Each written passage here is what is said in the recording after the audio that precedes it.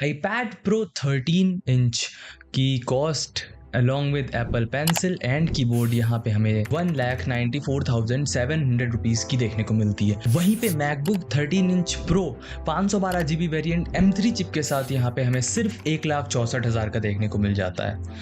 तो क्या iPad सही में वर्थ इट है?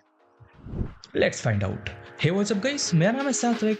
Let's get started. सो यहाँ पे एप्पल ने अभी तक के अपना सबसे thinnest device iPad Pro launch किया है along with iPad Air and ये हमें दो मॉडल में देखने को मिलते हैं इस बार, 11 इंच और 13 इंच में। मतलब स्क्रीन साइज का भी ऑप्शन इस बार हमें देखने को मिल जाता है। And starting with iPad Air, इसकी कॉस्ट हमें 59,990 पड़ती है 11 इंच वाले वेरिएंट की।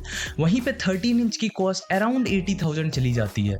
मतलब 20,000 रुपए का डिफरेंस 2 इंच के लिए। एंड ये वही सिमिलर कॉन्सेप्ट के साथ आते हैं जैसे आईफोन लॉन्च होता है, जो बेस वेरिएंट होता है वो पिछले वाले के टॉप मॉडल होता है। तो वही इस बार भी iPad Air में हमें लास्ट वर्जन का मैक्सिमम देखने को मिलता है। यानी लास्ट वर्जन में M2 चिप आई थी, तो iPad Air में भी हमें M2 चिप देखने को मिलती है। ये 128 GB वाले वेरिएंट से स्टार्ट होके 1 TB मॉडल तक का जाते हैं। एंड जो बहुत प्रैक्टिकल चीज़ थी, यानी जो iPad का कैमरा, मोस्टली हम iPad अपना लैंडस्केप में यूज़ कर रहे होते हैं, तो अब कैमरा हमारा लैंडस्केप में जा चुका है, यानी कि राइट साइड के बेजल पे, और अगर लैंडस्केप पे करें तो टॉप पे।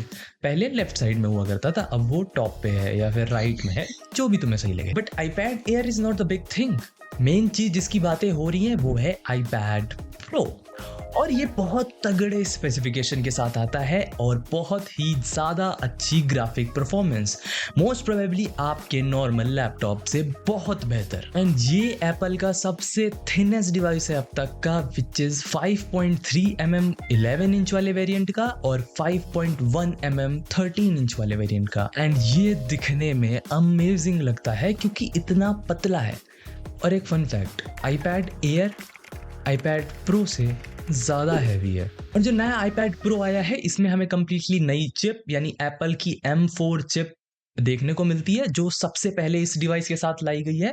एंड हमें यहाँ पे नया डिस्प्ले भी देखने को मिलता है। एंड iPad के लास्ट वर्जन में हमें M2 चिप देखने को मिली थी, तो M2 से सीधा अपग्रेड M4 का है, M3 स्किप किया गया है यहाँ। और बात करें M4 चिप के बारे में जो इसमें लगी हुई है, ये 3 नैनोमीटर पे बेस है, अराउंड 50% फास्टर है M2 चिप से, एंड 4 टाइम्स बेटर GPU। और बैटरी वाइज ये काफी एफिशिएंट है, इंप्रूव न्यूरल इंजन देखने को मिलता है और बेटर कूलिंग। और जो इसकी बैटरी कैपेसिटी है वो लास्ट iPad की तरह ही है, उतनी ही रखी गई है। बट ये सेम लॉन्ग लास्ट इसलिए कर पा रहा है क्योंकि जो M4 चिप है वो बेटर एफिशिएंट है M2 से या M3 से, तो इसीलिए। और वैसे भी इतना पतला कर दिया है तो बैटरी कहाँ ही अपग्रेड कर पाएंगे। मतलब मेन थिंग इज, क्या iPad का पतला होना सच में एक नीड थी क्या? मतलब जो iPad यूजर्स हैं वो, उनकी ये एक एक्सपेक्टेशन थी कि यार iPad और पतला होना चाहिए। मेरे हिसाब से वो ऑलरेडी एक परफेक्ट साइज का आता है, लाइक थिन है जितना होना चाहिए उसको। But the main thing is display. यहाँ पे हमें अल्ट्रा रेटिना डिस्प्ले देखने को मिलती है, जो कि बेसिकली एक OLED डिस्प्ले। और ये ऐसा कोई पहला OLED डिस्प्ले वाला डिवाइस नहीं है, हम ऑलरेडी पिक्सल और काफ़ी सारे फोन्स में OLED डिस्प्ले हम देखते हुए आ रहे हैं। सो iPad बिग स्क्रीन OLED के साथ, भाई मूवीज और वेब सीरीज में मजा आ जाएगा। और ये अपनी इस डिस्प्ले को टैंडम डिस्प्ले कह रहे हैं। मतलब अब इन्होंने डिस्प्ले बड़ी की है, तो उसको ब्राइट करने के लिए इन्होंने क्या किया है, इन्होंने एक के ऊपर एक डिस्प्ले रखी है, स्टैक किया हुआ है डिस्प्ले को। और जो M4 चिप है वो इतनी कैपेबल है कि वो दोनों डिस्प्ले को एक ट्रीट कर रही है। तो बेसिकली इसमें हमें 2 डिस्प्ले का आउटपुट देखने को मिल पा रहा है, यानी कि 1000 निट्स की हमें फुल स्क्रीन ब्राइटनेस देखने को मिलती है और 1600 निट्स की HDR पीक ब्राइटनेस, मतलब बहुत ज्यादा ब्राइट। पर डिस्प्ले में एक क्रेजी चीज है कि इन्होंने एक नैनो टेक्सचर नाम का एड ऑन दिया है, जो कि आप iPad Pro में 1 TB वाले वेरिएंट में ही सिर्फ अवेल कर सकते हैं एक्स्ट्रा 10,000 रुपीज देने के बाद। तो बेसिकली ये क्या है, ये मोर लाइक अ मैट फिनिश के साथ डिस्प्ले में आता है, एक लेयर ऊपर चढ़ाई जाती है iPad Pro पे। और इससे क्या होगा, जो हमें रिफ्लेक्शंस हैं वो बिल्कुल ख़त्म हो जाते हैं। और ऑब्वियसली कॉन्ट्रास्ट और शार्पनेस को थोड़ा सा ट्वीक करके होता है।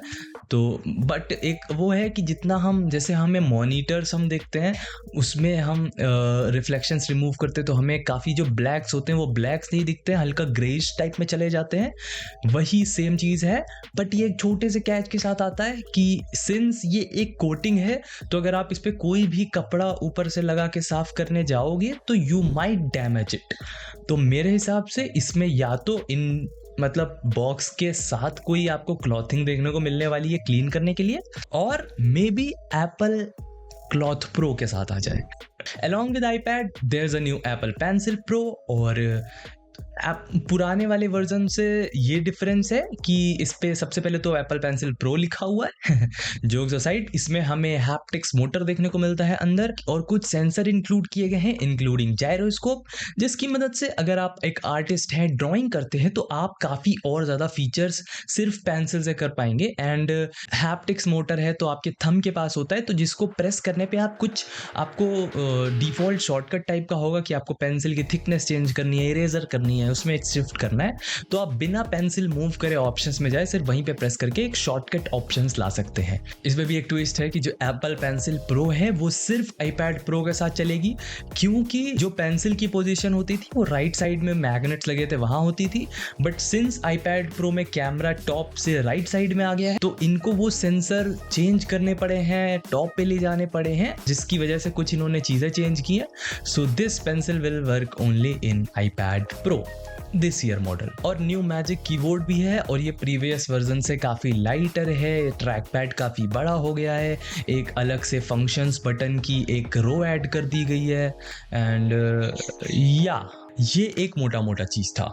बट मेरा ओपिनियन आईपैड के लिए, इसको वर्डिक्ट कंक्लूजन तुम कुछ भी समझना चाहो तो देखो, आईपैड एक बहुत अच्छी हार्डवेयर टेक्नोलॉजी सॉफ्टवेयर के साथ आता है, ठीक है, सॉफ्टवेयर ऑप्टिमाइज है, हार्डवेयर अच्छा है, सब सही है, पर क्या उसमें यूज़ करने के लिए उतनी चीज़ें हैं जितनी वो पावर प्रोवाइड कर रहा है हमें, जितनी उसकी कैपेबिलिटीज़ हैं परफॉर्मेंस की, क्या उतने उस लेवल के सॉफ्टवेयर आईपैड ओएस में हैं?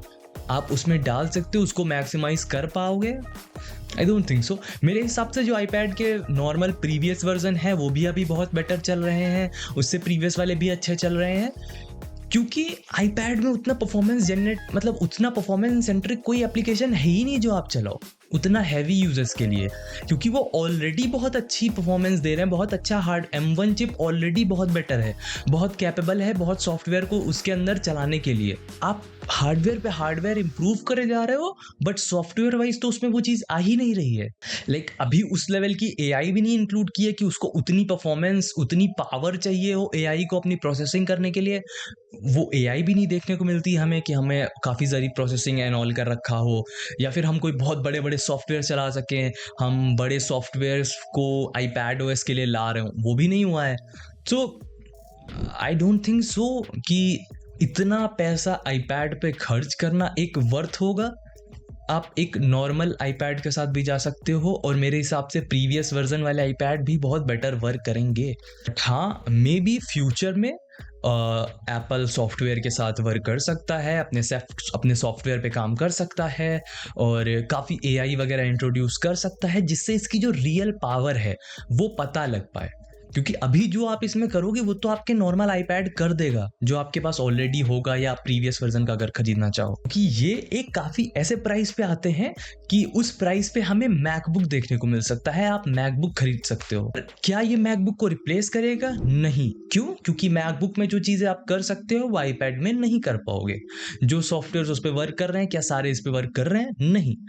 तो जब एप्पल अपनी आईपैड OS को और कंपैटिबल बना देगा, और यूजर्स के लिए और एप्स और बेटर सॉफ्टवेयर हमें इसमें देखने को मिल पाएंगे, देन डेफिनेटली मैकबुक की जगह आप आईपैड ले सकते हो, क्योंकि iPad with Magic Keyboard pencil is like a great stuff to have.